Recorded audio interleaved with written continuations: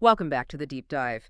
Today we're looking at something pretty counterintuitive actually. How do you get major results, huge success, not by grinding it out, not through force, but through uh, subtle action, almost invisible steps? It's this idea of breakthrough through surrender. It is a really powerful idea, and we've got a great set of sources to guide us today.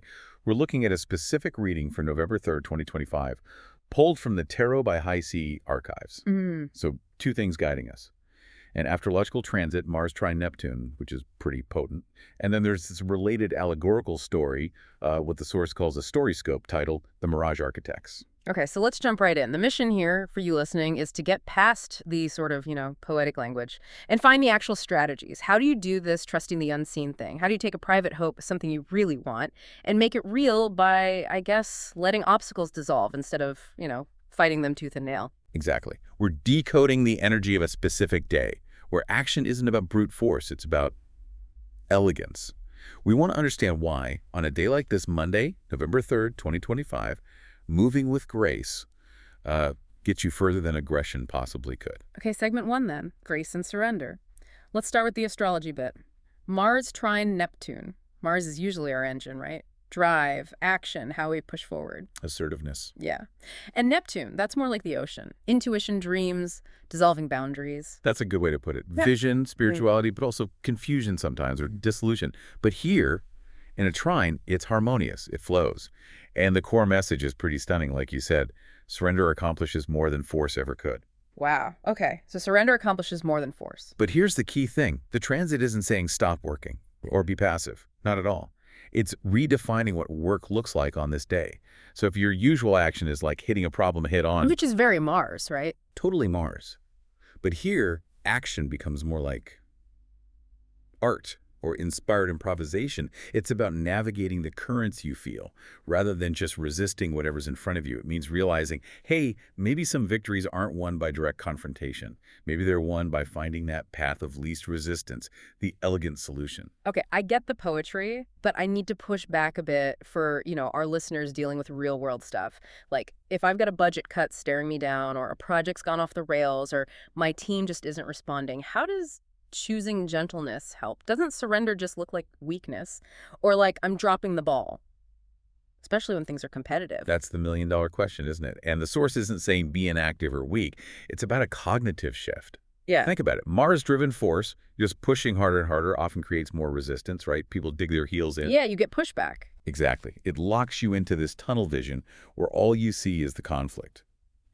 Gentleness, though, the Neptunian influence here. It helps lower your internal resistance first. And when you stop fighting so hard inside, your mind gets more flexible. You start noticing things in your peripheral vision. That's when you spot the non-obvious solution, the workaround you completely missed while you're just focused on the fight. Ah, okay. So it's not about ignoring the problem. It's realizing the fight itself uses up energy that could go into finding a creative path around it. Precisely. And the immediate advice from the source reflects this. It says, take your private hopes, that emotional drive, and turn them into practical, small, gentle steps, not aggressive leaps. And the highest guidance, let beauty motivate you, not just achievement. When the process itself feels right, feels elegant, somehow the friction just eases up. Interesting. Okay, so that leads into the next part, right? Intuition and these sort of invisible solutions. This is where it gets really deep with the Neptune influence. When Mars, our action planet, is channeling Neptune's energy, the solutions aren't logical step-by-step things. We're moving away from the spreadsheet logic, and more towards an internal compass. Breakthroughs might feel like they come out of nowhere, flashes of inspiration, not the end result of some 10-point plan. Yeah, and the source actually encourages acting on those gut feelings, especially if they feel aligned with compassion or your bigger vision. It's less about the pros and cons list and more about what feels right. That alignment is crucial. That's where the magic seems to happen. The reading literally says an unexpected solution could present itself, something that almost feels like magic. But if we translate that, it likely means your intuition is super sharp. You're picking up on the emotional subtext, what people really mean, the hidden opportunities under the surface noise. It's not literal magic. It's deep perception. Fueled by compassion, perhaps. Seeing the whole system, maybe. Not just the obvious bits. And there's a pretty strong warning that comes with this time period about habit. A very strong warning. The instruction is explicit. Don't bother doing things in a tried and true manner. Habit is basically the enemy of this specific energy.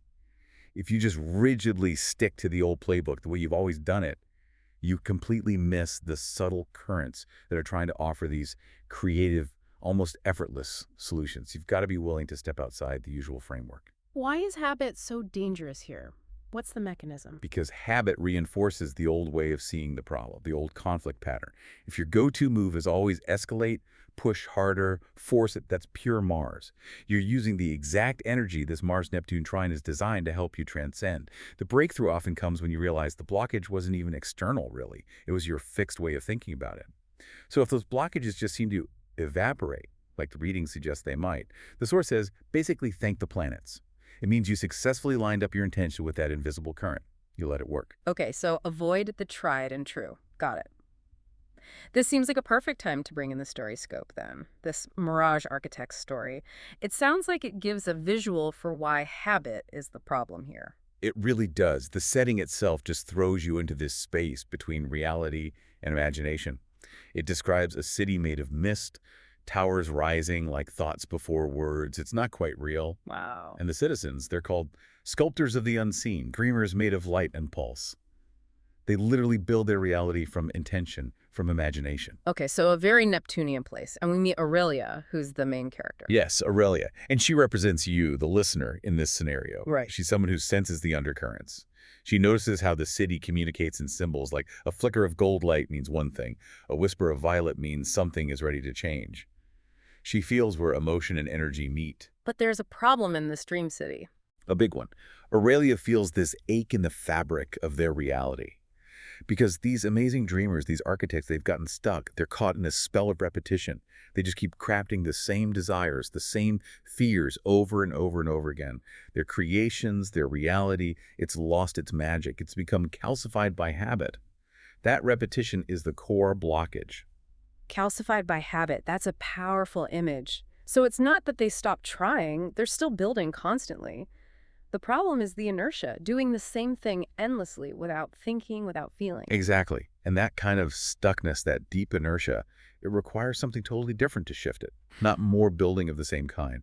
So to figure out what's wrong, Aurelia doesn't make a plan. She goes to the Veil, this borderland between known and unknown, and she's guided purely by intuition. No logic, just feeling her way. Okay, so she's following the Mars-Neptune advice already, trusting intuition over the usual way. So what happens in the Veil? What does she find? This sounds like the key moment. It really is. She finds this huge crystalline mirror, but it's half broken, just hanging there in the air. And its surface doesn't just reflect her. It reflects everyone's memories, all tangled together. Moments of creating, moments of surrender, acts of compassion, acts of cruelty, everything mixed up. Whoa, so it's like the city's collective unconscious made visible. That's a perfect way to put it. It's the collective shadow. You know, in Jungian psychology, the shadow is the stuff we repress, fears, wounds, doubts. The collective shadow is that stuff shared by a whole group, a whole city in this case. It's the things they've refused to look at for so long that they've hardened, they've congealed into inertia. And Aurelia has this aha moment. The blockage isn't some external problem in the city, it's in them. It's this shared unseen weight of doubt and old wounds. Okay, that changes everything. If the problem is basically collective trauma or repressed doubt that's become inertia, you can't fix that with a new building plan or, a memo. Absolutely not. Force won't work. Logic won't work. You have to address the underlying feeling, the wound itself. So Aurelia's solution is pure Neptune. It's not force, it's invitation. She starts to sing. She sings, like literally. Well, the story describes it as a vibration, not words, but feeling. It's a song carrying forgiveness like perfume, patience like rainfall. Now, how do we translate that for, you listening? It's about nonverbal action. It's about leading with vulnerability, with empathy. When a system is stuck in old harmful habits, you can't force healing on a stuck system. You have to invite trust and patience back in.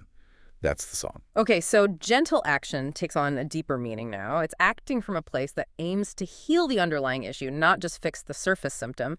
It's radical acceptance, maybe, patience, forgiveness. And what happens? Does it work? It does.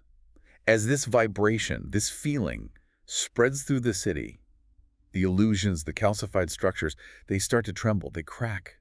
But crucially, they don't shatter and break apart. They start becoming again. They start moving. Towers literally bend into new fluid shapes. People start creating again. But this time, the source says, from love, not habit. Wow. And the final image is this faint aurora appearing in the sky. It signifies the unseen hands, the heavens, the currents, whatever you want to call them, rearranging things now that the internal blockage is gone. The structure could only dissolve and reform because the internal resistance, the collective shadow, was finally addressed and released. Okay, let's synthesize this. Bringing the astrology and the story together, it seems like they're saying the exact same thing, just in different languages. Perfect alignment, yeah. Mars trine Neptune says, act with grace, be guided by compassion and intuition. Let obstacles dissolve rather than fighting them. And Aurelia's method, trusting the subtle feelings, acting through that song of feeling, prioritizing forgiveness and patience over force. It's the perfect illustration of how to use that Mars-Neptune energy strategically. So both sources are hammering home this idea. The blockages we face, whether it's personal inertia or like your team being stuck or organizational rigidity, they're often these internal wounds or just deeply ingrained habits that you simply cannot fix with brute force. Right. They only melt away when you approach them differently. When you move with that fluid grace, act from higher values, act with integrity. So the big takeaway for you listening seems clear. When you're up against something that feels impossible, really complex, really stuck, the fastest way through might actually be the slowest seeming path. The one guided by your gut feeling, by what feels beautiful or right, by gentleness. It's about being willing to see beneath the surface, act on those nonverbal cues, and kind of let the universe, let the unseen currents handle the heavy lifting. You take the inspired first step, but you don't have to physically move the mountain yourself. Yeah, it shifts the focus. If you're hitting massive resistance, the question maybe isn't, how do I push harder? It's what internal resistance, what calcified habit am I bringing to this situation? Maybe you don't need a bigger hammer. Maybe you need a completely different kind of motivation, something rooted in connection maybe, or healing, or just alignment. Which leads us to that final provocative thought for you to take away. Based on everything we've explored today, consider this. If the challenge you're facing right now, that professional brick wall or that personal feeling of being stuck, what if it's really just reflecting a collective shadow or a deep habit you haven't examined? If so, what kind of nonverbal act of vulnerability or patience or forgiveness, what kind of song could you maybe introduce today? Not to force change, but to invite the transformation that's needed.